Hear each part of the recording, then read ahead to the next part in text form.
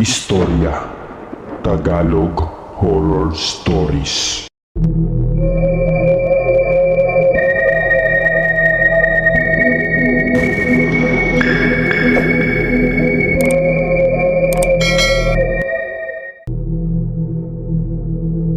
Magandang araw po.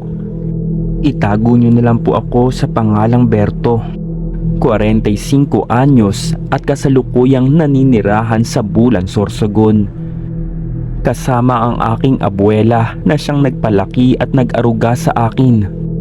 Simula ng aking pagkabata hanggang sa tumuntong ako sa edad ko ngayong kasalukuyan. Maagang pumanaw ang aking mga magulang at ang aking abuelo naman ay sumalangit na din nung ilang taon na ang nakakalipas. Kaya't si Lola Minda na lang ang nakakasama ko sa buhay.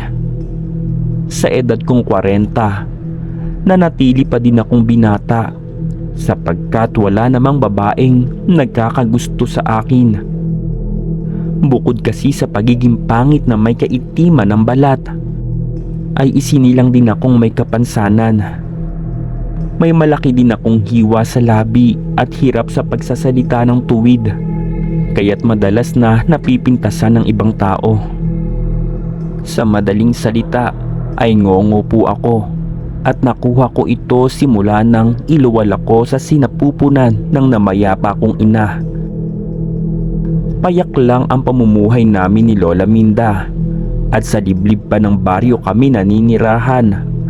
Bukod kasi sa kahirapan na aming tinatamasa, pagtatanim ng iba't ibang mga gulay ang aming pinagkukuhanan ng kabuhayan. Sa awa ng Diyos, kahit hirap kami sa buhay, ay nakakakain naman kami ng maayos at 3 beses sa loob ng isang araw. Sariwa at masustansyang mga gulay ang aming inuulam ni Lola Minda na pinipitas ko lang sa aming maliit na taniman sa tabi ng aming kubol.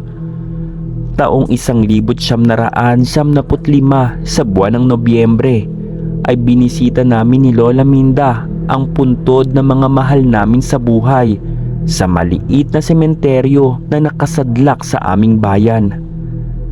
Simula sa aming tahanan patungo sa bayan ay halos kalahating oras din ang aming lalakbayin. Kahit na matanda na si Lola Minda, malakas pa din ang pangangatawan nito at nakakaya pa nitong maglakad sa matirik na kalsada. Kung hindi lang sana noon namatay ang aking abuelo sa isang malalang komplikasyon sa puso, ay sana nakakasama pa namin ito ni Lola Minda. Nang makarating kami sa puntod ng aking mga magulang na halos katabi lang ng labi ni Lolo, ay kaagad na nagsindi ng 3 kandila si Lola Minda at nilatag ko din sa kanilang nicho ang dala naming mga bulaklak. Matapos sindihan ni Lola Minda ang kandila ay inalayan din niya ito ng taimtim na dasal. Marunong din si Lola Minda magdasal ng Latin na natutunan pa nito sa kanyang yumaong mga magulang na dating albularyo.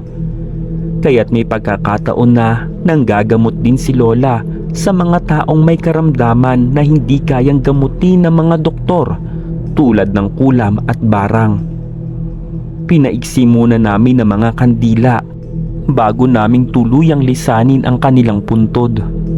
Sapagkat may ilang mga batang naninirahan sa loob ng sementeryo na ninanakaw ang mga kandila para muling iresiklo at ibenta sa mga parokyano. Noong mga panahong iyon ay may ilang pulgada o sentimetro din ang layo ng bawat mga nicho. Marami ding nakatanim na halaman dahil hindi pa naman ganoon karami ang nakalibing sa nasabing sementeryo. Habang marahan kaming naglalakad ni Lola Minda palabas ng sementeryo, may isang sirang nicho na napapalibutan ng ligaw na talahib ang aming nakita. Ngunit isang halaman ang umagaw pansin sa amin noon ni Lola na agad ko namang nakilatis kung anong uri ito ng halaman. At isa nga itong bagong usbong na luya. At dahil sa pagtatanim ang aming pangkabuhayan, Binunot ko ang nakatanim na luya gamit ang patpat na aking nakita. Inilagay ko ito sa supot na may kasamang lupa. Nais ko kasi itanim ito sa aming maliit na sakahan para palaguin.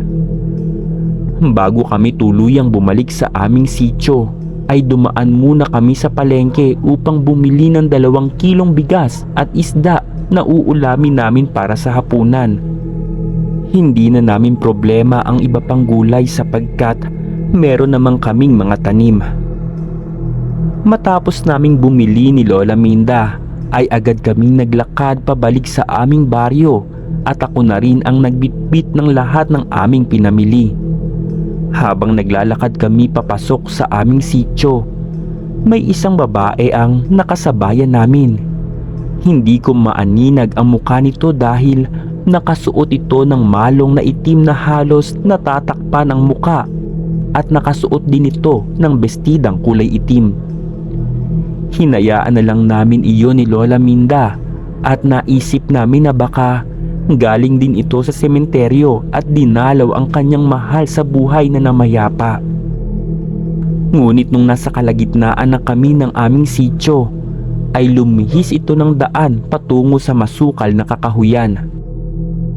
Bago ito tuluyang maglaho sa aking paningin, pahapyaw ko tong tinitigan at nakita ko ang mapupulang mata nito. Nais ko sana iyon sabihin kay Lola Minda, ngunit hindi pa nga ako nakakapagsalita ay nagwika na ito sa akin. Berto Apo, wag mo na lang pansinin ang nakasabayan nating babae. Alam kong dayo lang ito sa sityo natin. Sambit sa akin ni Lola Minda kaya't nanahimik na lang ako at hindi na sinabi sa kanya ang aking nakita. Dahil mukhang alam na rin iyon ng aking lola. Bago namin ni Lola Minda tahakin ang dulo ng sityo kung saan nakasadlak ang aming munting kubol, ay bumili muna kami ng tinging gaas sa tindahan na nilalagay namin sa aming gasera. Napansin ko rin noon na may bagong binuburol sa harap ng tindahan na pinagbibilhan namin at napag-alaman ko na si Mang Isko ang nakaburol doon. Namatay ito sa labis na katandaan. Matapos namin bumili ng gaas ni Lola Minda, ay agad kaming naglakad patungo sa aming kubol. Nag-aagaw na din ng liwanag at dilim nang makarating kami sa munti naming tahanan. Nang makarating kami sa aming tinitirhan, ay tinulungan ko na rin si Lola Minda na mag-asikaso sa kusina. Ako na rin ang nagpaningas ng apoy sa kalan naming dekahoy at naglinis ng isda, habang si Lola naman ang nagsaing at naghiwa ng mga gulay. Matapos kong tulungan si Lola Minda, nagpaalam ako sa kanya na itatanim ko lang sa maliit na latian ng luya na binunot ko kanina sa loob ng sementeryo. Itatanim ko ito sa tabi ng malagong taniman namin ng alugbati na madalas naming ginugulay at ginigisa sa sardinas.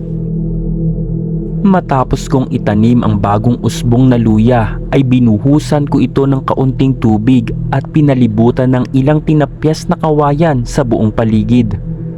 Maya-maya lang ay tinawag na ako ni Lola Minda para kumain na. Habang kumakain kami ni Lola Minda, ay hindi ko na malayan na kusang tumutulo ang mga luha ko sa aking mga mata.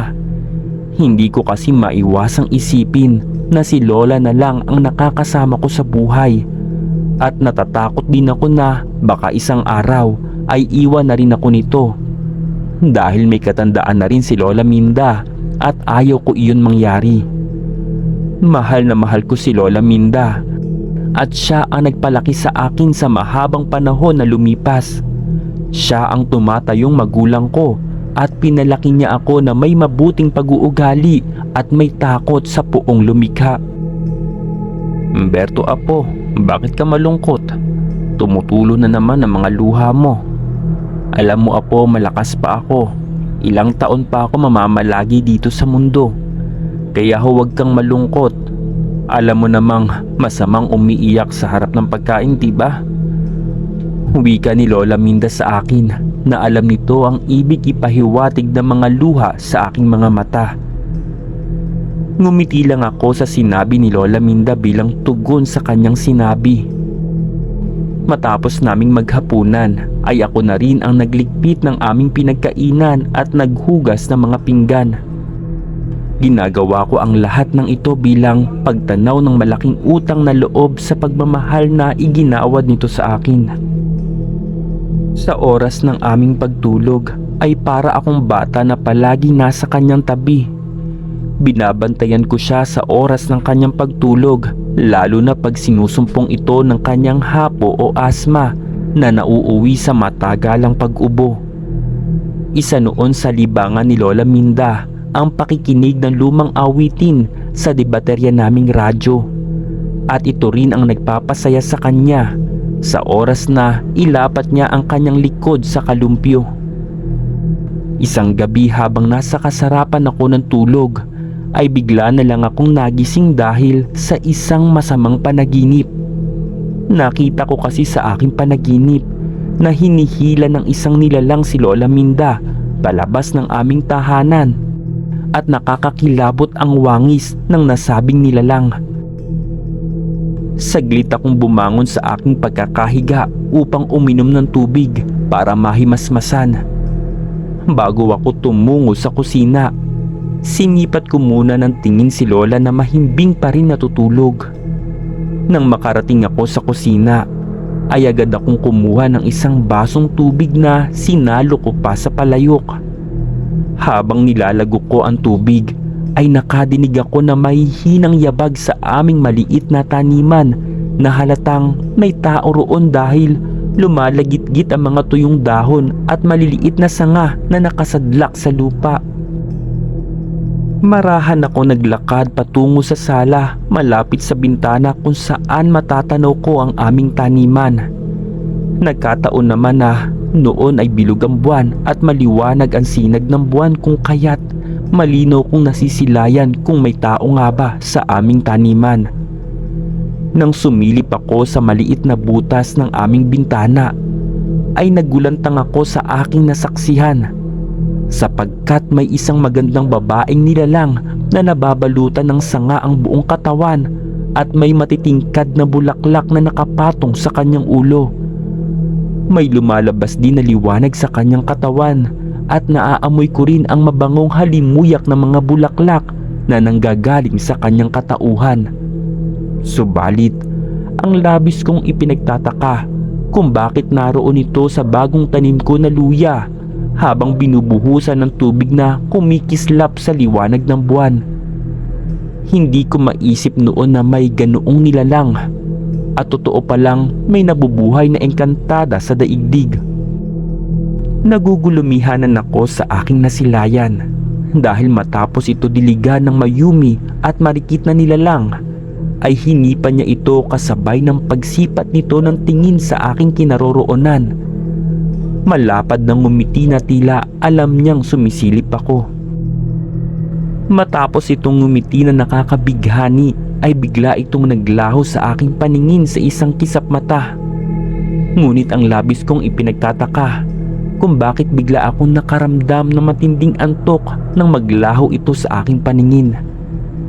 Dahil sa biglaang pagbigat ng aking mga talukap ay agad akong tumungo sa aming silid ni Lola Minda at mabilis akong nahiga. Kaagad naman akong nakatulog at sa muling pagmulat ng aking mga mata ay dinig ko na ang tilaok ng mga manok at sumisikat na ang araw sa bahaging silangan ng kalangitan. Marahan akong bumangon sa higaan at dahan-dahan na kinusot ang aking mga mata.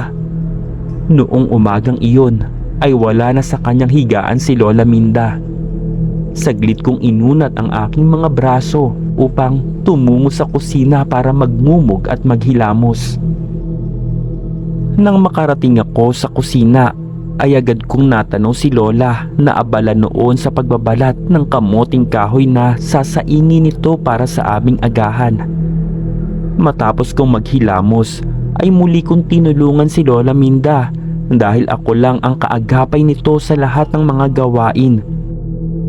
Subalit nang sabihin kong ako na ang magbabalat ng kamoting kahoy ay nagwika ito na tignan ko raw ang aming pananim, lalo na ang tanim kong luya kagabi. Dahil sa sinabi ni Lola Minda, ay bigla kong naalala ang mahiwagang nilalang na nasilayan ko kagabi. Nagmamadali akong lumabas ng aming tahanan para usisain ang tanim kong luya. Nang makalapit ako doon sa aking pananim, ay biglang namilog ang aking mga mata. Hindi ko lubos maunawaan kung bakit biglang lumaki kaagad ang tanim kong luya at namukadkad agad ang dahon nito. Tila nababalot ng misteryo at kababalaghan ang ginawa ng mayuming nilalang sa tanim kong luya. Dahil sa aking nasaksihan, ay mas labis kong inalagaan ang tanim kong luya.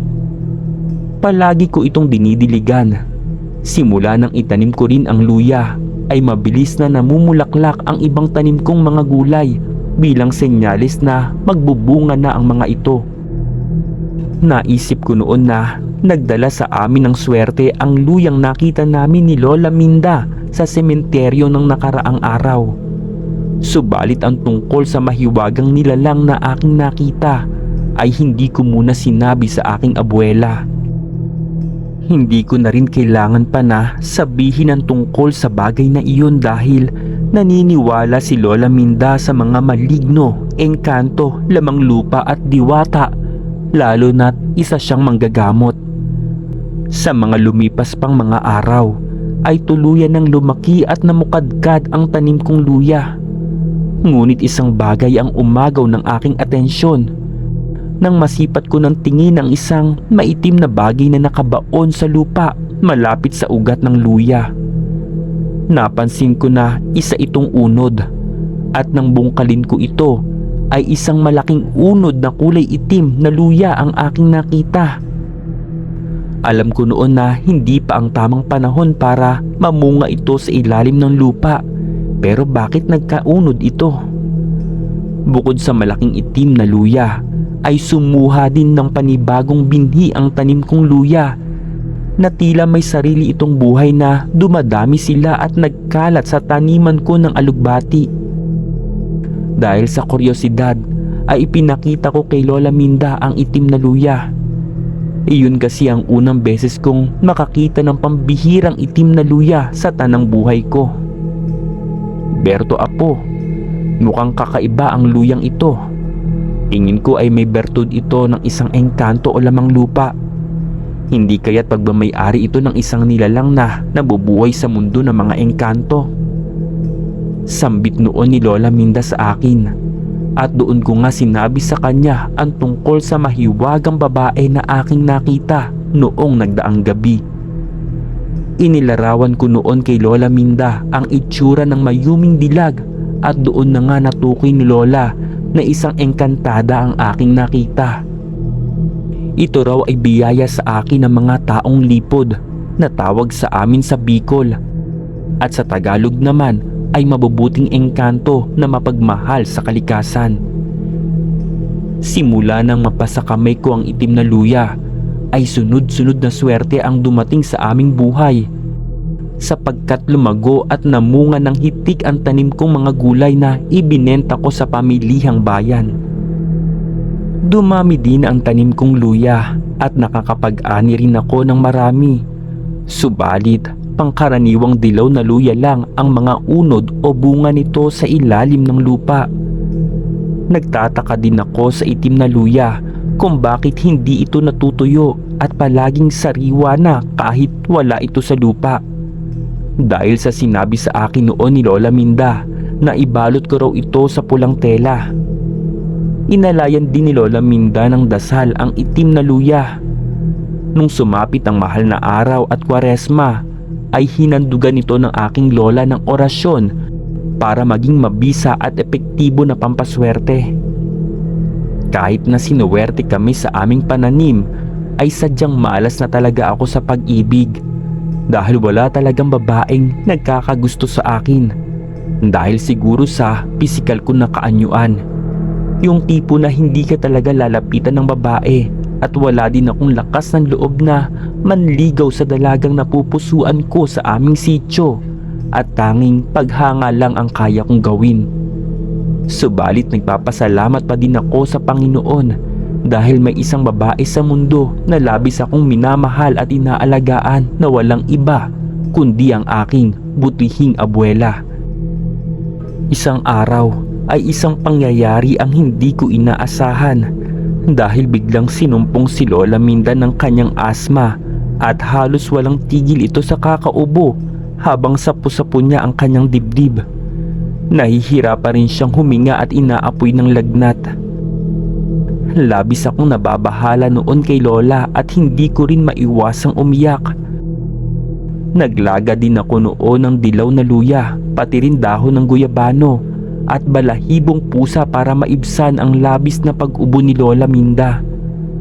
Sumapit ang takip silim ay wala pa ring pinagbago sa kondisyon si Lola. Hindi ko din ito madala sa pagamutan dahil may kalayuan pa at nasanay na kami noon na herbal lang ang aming iniinom tuwing may sakit. At dahil lumala na ang kalagayan ni Lola Minda, ay naisipan kong tumungo sa labasan ng aming sityo para bumili ng gamot. Ilang metro din kasi ang layo ng nasabing tindahan na may nagtitinda ng gamot para sa lagnat. Bago ko iwan si Lola Minda ng hapong iyon, ay sinindihan ko muna ang 2 gasera at naglagay din ako ng asin sa mga bintana upang huwag aswangin si Lola dahil malalim at malakas ang paghinga nito. Ayon kasi sa kasabihan noon na oras na may malalang sakit ang isang tao ay lapitin daw ito ng mga aswang at natutukoy nila ang lokasyon nito dahil sa espesyal nilang abilidad. Matapos kong lagyan ng asin ang buong bintana ay siniguro kong nakasarado ito at nakakandado at nilagyan ko ito ng pako na nagsisilbing lock sa bintana. Habang tinataha ko ang labasan ng aming sityo ay napansin ko na tila may nagkukubli sa malagong talahiban ng aking daraanan. Hindi ko alam kung bakit biglang tumalas ang aking pakiramdam at nais akong dalhin ng aking mga paa sa malapit na damuhan. At dahil na rin sa aking kakaibang pakiramdam ay saglit akong tumungo sa tabi ng malago at mataas na talahib at sa dulo noon ay may ilang nakatanim na mga puno. Nang sipatin ko ng tingin ng isang malaking puno ng mangga, agad kong nakita ang isang bulto ng katawan at kahit may kalayuan ito ay nasisiguro ko na siya ay babae na aming nakasabay noon ni Lola Minda, ang babae na may itim na malong sa ulo at nakaitim na bestida. Lumuhod ang babae at inilapat ang kaliwang tenga sa lupa at alam ko na ang ibig nitong ipahiwatig. At dahil may kadiliman na rin ang paligid, walang napadpad na tao roon at malaya nito nagagawa ang kanyang layunin. Matapos nitong ilapat sa lupa ang kanyang tenga, ay muli itong tumayo at hinubad ng kanyang malong at bestida hanggang bumungad sa aking paningin ang hubad nitong katawan. Napansin ko rin na may hawak itong isang botelya na naglalaman ng langis at nilagay nito sa buong katawan niya. Hanggang sa nagulantang na lang ako nang bigla itong nagpalit ng anyo bilang dambuhalang itim na baboy. Nagbabaga ang pulang mata nito sa kadiliman ng paligid at mabilis na tumakbo patungo sa direksyon ng aming kubol. Dahil sa bilis nitong kumilos ay agad itong narating ang aming tahanan kung saan nakahiga si Lola Minda sa aming silid. Napamura na lang ako ng malutong nang makita kong si Lola Minda ang punterya nito. Halos liparin ko ang kalsadang lupa sa bilis ng aking pagtakbo at natatakot ako na baka gawing hapunan ng aswang ang aking Lola Minda.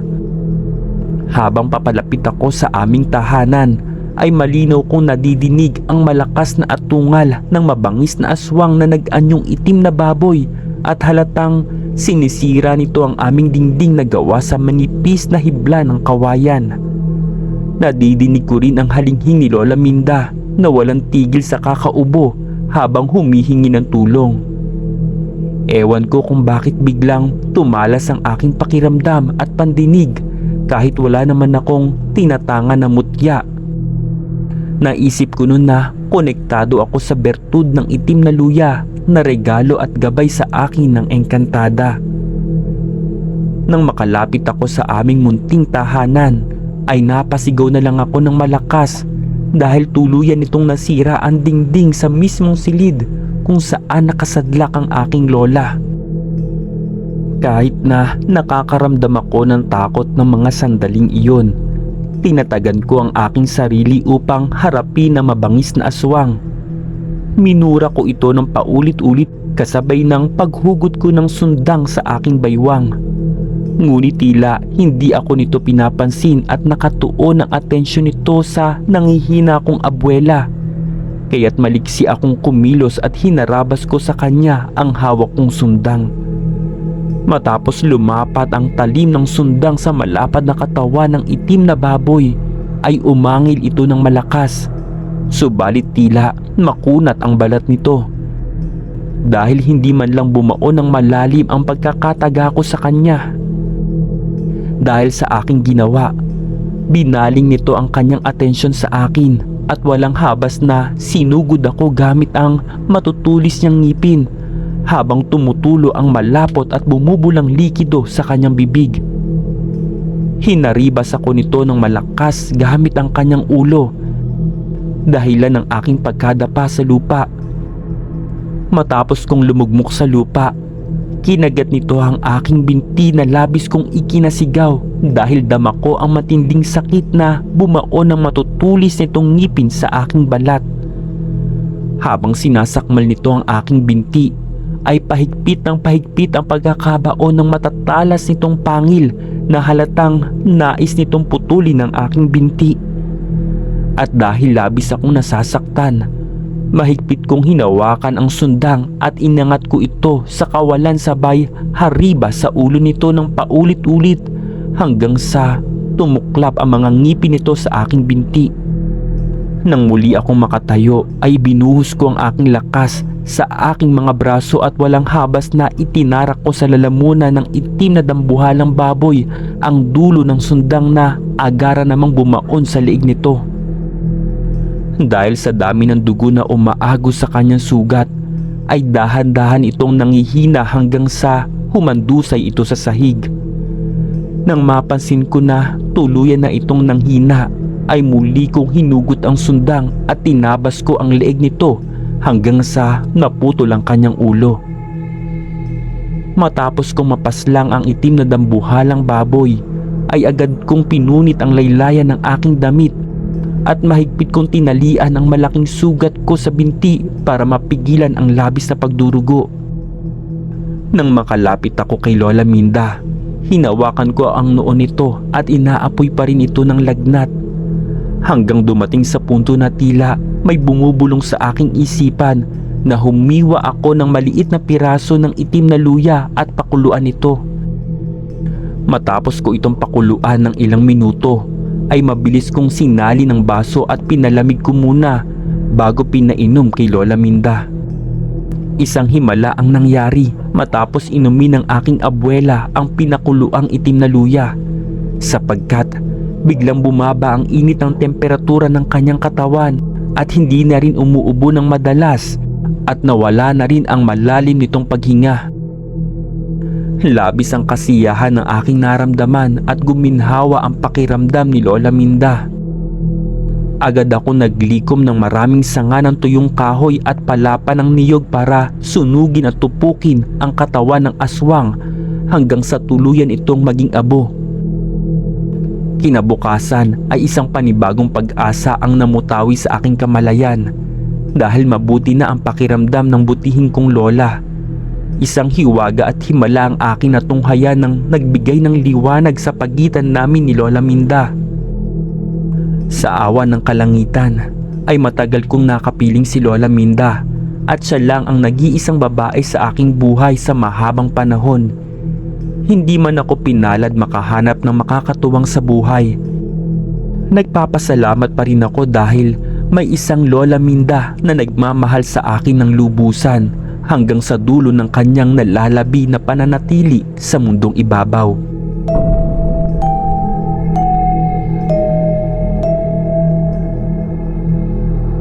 Istorya Tagalog Horror Stories.